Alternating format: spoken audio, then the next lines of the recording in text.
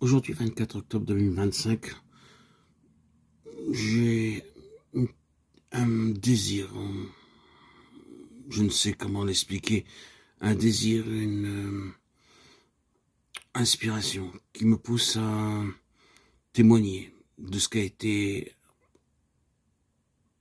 en résumé, à l'âge de mes 57 ans aujourd'hui, ce qu'a été cette vie pour moi, ce qu'est toujours cette vie pour moi. J'ai pendant de nombreuses années, dès l'âge de 17 ans, cru en Christ. Malgré les yeshivot, les écoles talmudiques que j'ai côtoyées, celles d'Aix-les-Bains, de Méhacharim, au centre même de Jérusalem, et toutes les autres écoles juives que j'ai côtoyées, que ce soit au Talmud Torah, j'ai toujours eu un mal existentiel qui me poussait à croire qu'il y avait autre chose que cette vie juive qu'on m'imposait, à laquelle j'étais restreint, qui est très belle, bien sûr, enrichissante en connaissances, car le peuple juif est le peuple du livre, le peuple de la sagesse. Mais en dehors de toute cette sagesse, à laquelle d'ailleurs je n'ai pas entièrement adhéré, et pour moi ce fut une bénédiction, car en cela j'ai pu rencontrer Christ et voir ailleurs. Me suis intéressé à Bhagwan Sri Rajneesh, Osho Rajneesh, un maître de la méditation. Je me suis intéressé au yoga, à toutes ces choses, toutes ces techniques de méditation. Mais rien ne m'a apporté de bonheur plus que Christ lui-même. Et je lisais secrètement, dès l'âge de mes 17 ans, la Bible, le Nouveau Testament. Contrairement à ce que les Juifs, les pharisiens d'aujourd'hui nous inculquent et nous interdisent de lire, je faisais abstraction de leurs commentaires et je continuais à poursuivre mon chemin dans mon cheminement en suivant le Christ. À l'âge de mes 25 ans, l'année de mon mariage, j'ai décidé de vouloir me faire baptiser. Mais vu les contradictions, les oppositions qu'il y avait à cette époque, et par rapport à ma femme qui elle-même qui est toujours juive orthodoxe, j'ai pas pu payer le prix que je devais payer. Donc j'ai renoncé, je continue à lire secrètement la Bible. Jusqu'à l'âge de mes 51 ans, où j'ai pu être baptisé le 26 septembre 2019, grâce à des missionnaires qui se trouvaient sur mon chemin au lac de ma ville, la ville natale, où je vis encore aujourd'hui, et où ma fille m'a amené à les rencontrer. C'était merveilleux. J'ai pu, en rencontrant ces missionnaires, ces hommes venant pour la plupart de Haïti, certains ont émigré à Montréal, d'autres sont en France. Grâce à ces hommes, grâce à ces personnes, j'ai pu recevoir le baptême par immersion, au lac même de ma ville, au lieu de rencontre, même où on s'est rencontrés, tout simplement. Le baptême à l'endroit fixe où on s'est vu a été fait par immersion et j'en suis ressorti complètement différent. Moi qui étais toujours recroquevillé sur moi-même, replié sur moi-même, mon squelette, mon être physique s'est redressé. Je n'étais plus replié sur moi-même, j'avais reçu une sorte de dignité, de force régénératrice qui n'était plus de ce que j'avais vécu. Je vous rappelle que j'ai subi de nombreuses hospitalisations dues à mon état bipolaire et que mon mal-être existentiel a commencé déjà dès ma préadolescence.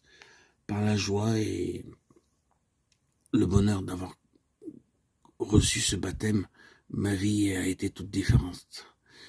Je n'étais plus centré sur mes douleurs, mes souffrances, puisqu'elles n'existaient plus, mais sur Christ, seul Christ qui m'a transformé. Le vieil homme était mort.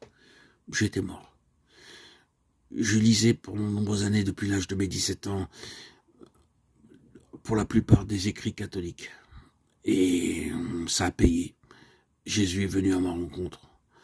Je ne sais pas si c'est mes mérites du fait que j'ai lu la Bible secrètement, ou que je me suis intéressé à Christ, que Christ est venu à moi-même, ou si j'étais prédestiné. C'est une longue affaire, assez complexe. Je pense que j'étais prédestiné à suivre et à marcher sur le chemin de Christ.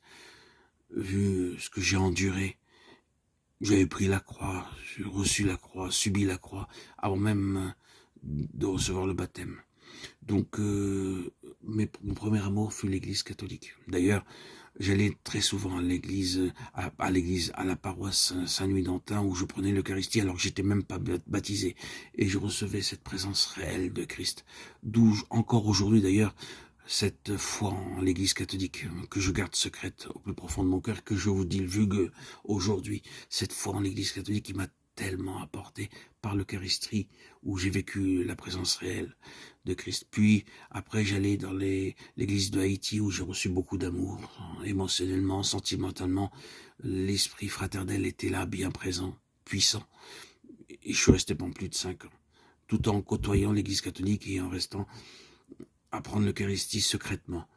Puis après, j'ai rencontré l'église Patmos, où je me suis vraiment renforcé. J'ai connu, à travers les écrits de frère Verbon, Baxing, frère Austin Sparks, Jesse Penn Lewis, Watchman Nee, tous ces écrits qui sont à ma disposition, qui m'ont enrichi, grandi, édifié.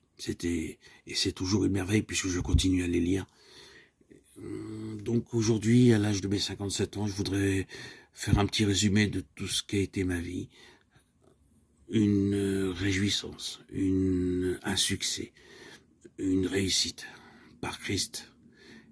Car sans Christ, ça aurait été, pour moi, vu mon passé, mon historique, si je n'avais pas reçu le baptême,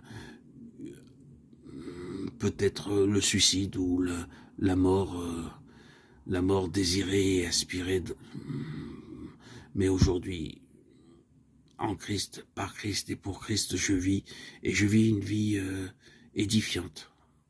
Vraiment, je suis fortifié, sanctifié par la puissance de Christ, par tous ces écrits que j'ai obtenus de l'église Patmos et qui m'enrichissent régulièrement.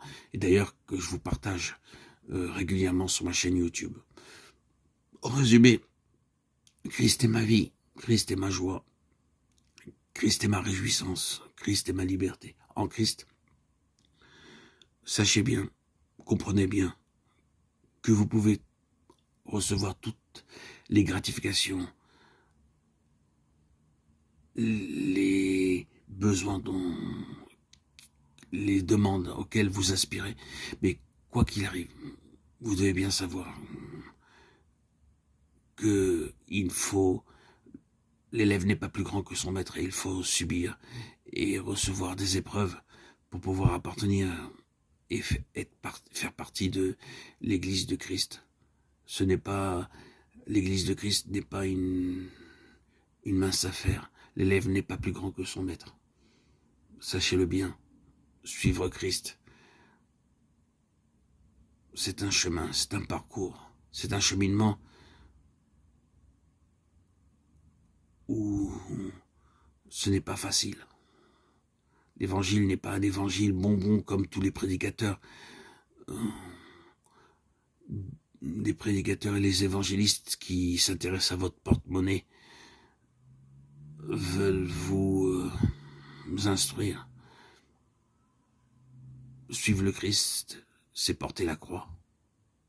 L'élève n'est pas plus grand que son maître, c'est porter la croix. Ainsi, vous pouvez avancer, comme ce le fut pour moi. C'est une merveille, et ça l'est toujours à ce jour. Gloire à Dieu au plus haut des cieux, et paix sur la terre aux hommes qu'il aime. À toi, Seigneur, tout honneur, toute gloire pour les siècles des siècles. Alléluia.